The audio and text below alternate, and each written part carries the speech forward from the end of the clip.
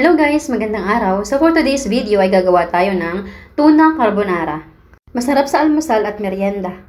First guys ay magpapakulo lang tayo ng tubig at pag kumulo na ito ay lalagyan lang natin ng konting mantika para hindi magdikit-dikit ang ating pasta.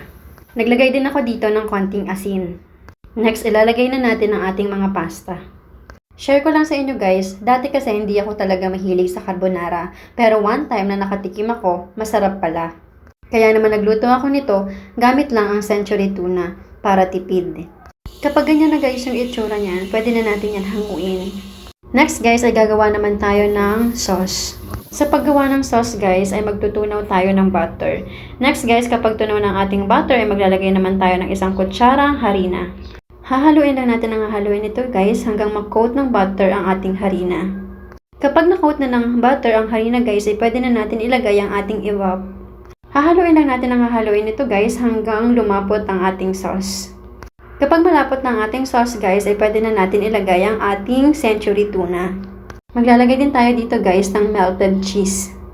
Next guys ay hahaluin lang natin ito ng hahaluin hanggang mag-well combine lahat ng mga ingredients na nilagay natin. Naglagay din ako dito guys ng isang piraso ng chicken cube and magic sarap.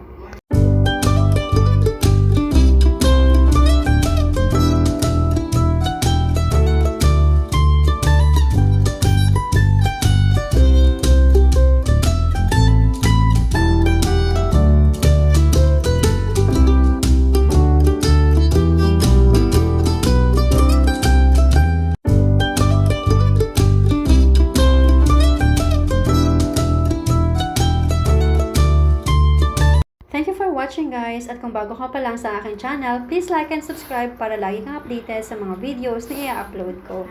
Thank you Lord sa lahat ng blessings!